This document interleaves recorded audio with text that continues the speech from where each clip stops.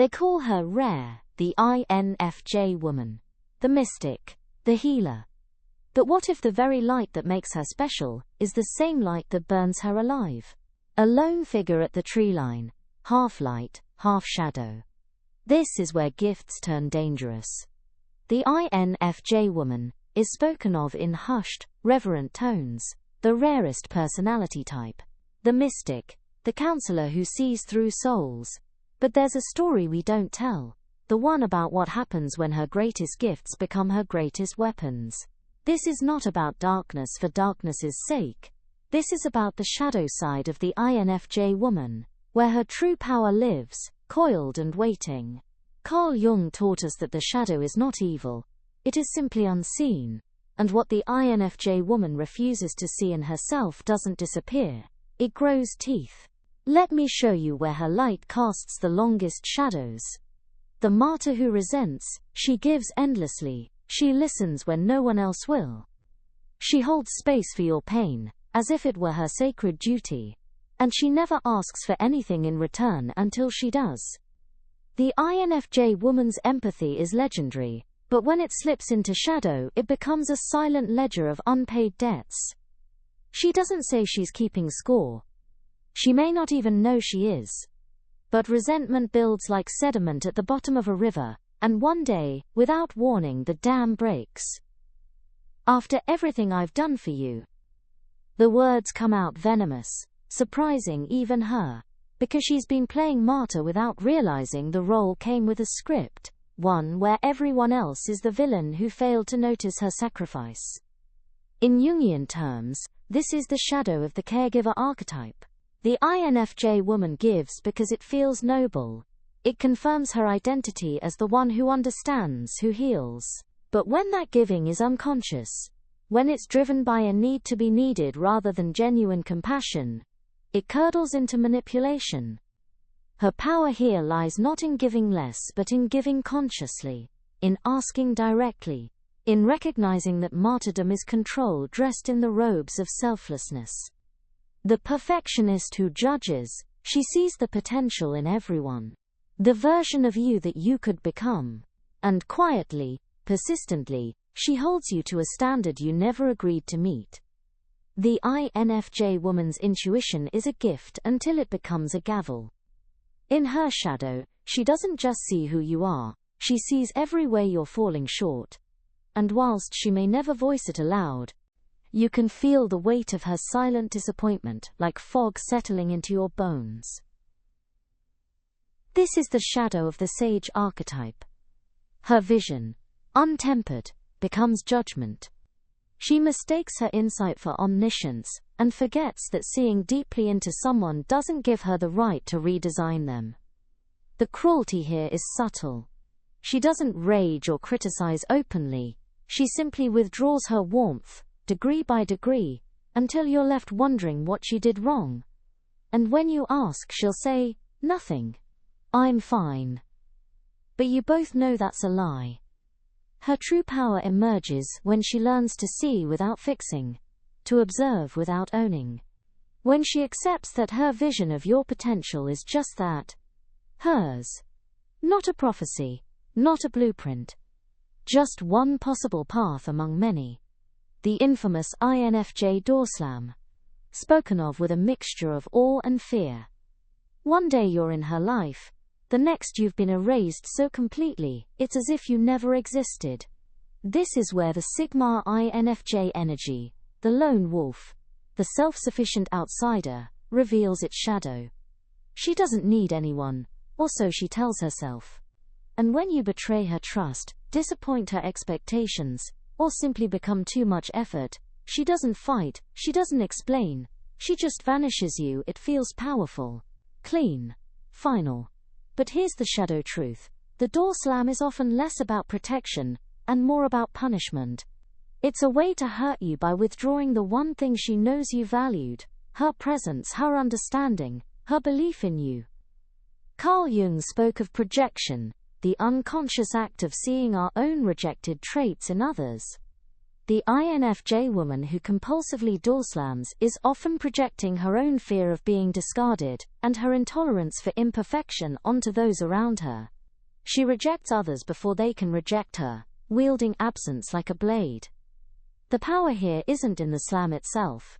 It's in the courage to stay, to communicate, to be messy and human. To recognize that true strength isn't found in isolation, but in the vulnerability of remaining present even when it's uncomfortable.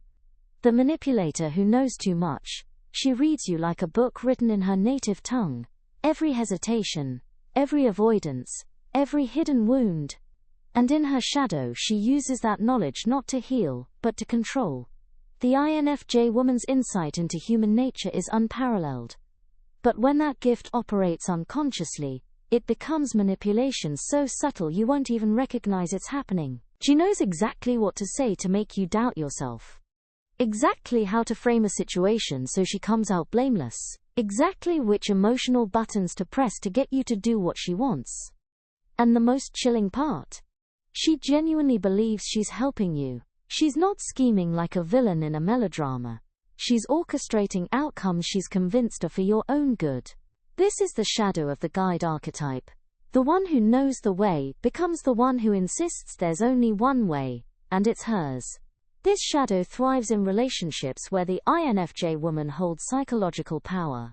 As a mother, a mentor, a therapist, a partner. The myth and psychology blend here. She becomes the witch in the woods who offers wisdom with one hand and binds you with the other. Her true power awakens when she stops confusing influence with wisdom, when she uses her insight to illuminate rather than direct, when she trusts others to make their own mistakes, even when she can see the cliff edge they're walking towards. The idealist who abandons reality. She lives in a world of symbols and meanings, of patterns and possibilities. And sometimes, she forgets that the rest of us are still down here, in the mud and blood of ordinary life. The INFJ woman's connection to the archetypal, the mythic, the transcendent, can become a shadow when it detaches her from the present moment. She's so busy searching for deeper meaning, that she misses what's right in front of her.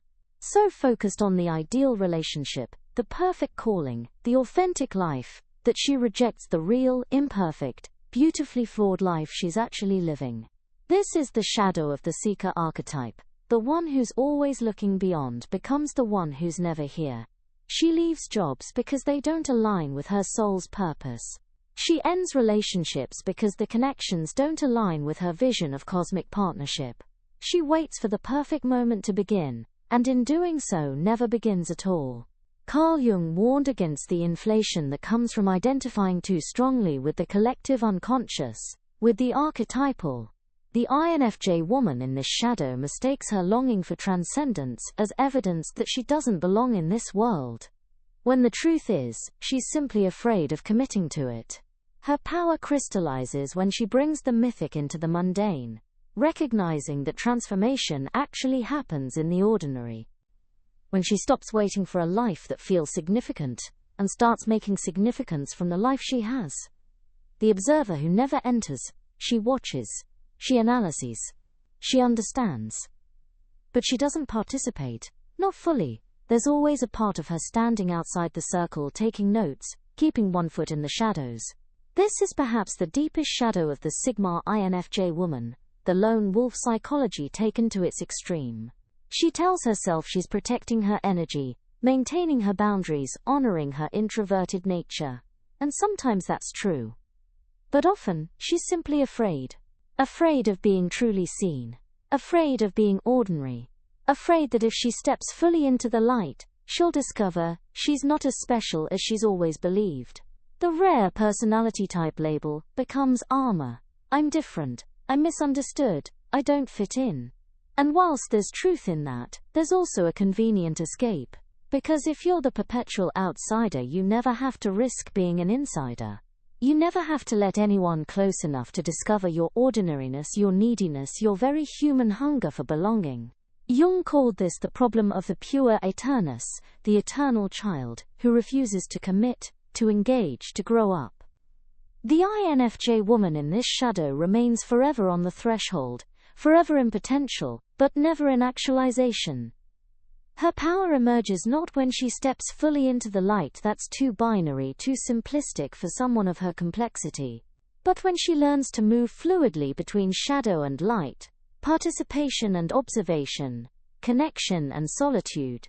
When she stops using her rarity as a reason to remain apart, and starts using it as a bridge to a deeper connection. Here's what they don't tell you about the INFJ woman's shadow: it's not something to be conquered or eliminated. It's the very source of her depth, her magnetism, her transformative power. Carl Jung spent his life arguing that integration, not eradication, is the goal. The shadow side of the INFJ woman contains everything she's refused to acknowledge about herself: her selfishness, her cruelty, her manipulation, her cowardice. And in denying these aspects, she denies half her power. The Sigma INFJ outsider archetype is compelling precisely because it dances between worlds: light and dark, connection and solitude, insight and blindness. Her power doesn't lie in choosing one side or the other. It lives in the integration of both. When she acknowledges the martyr in herself, she can give without resentment. When she owns the judge, she can see without condemning. When she faces the manipulator, she can influence without controlling. When she embraces the abandoner, she can commit fully.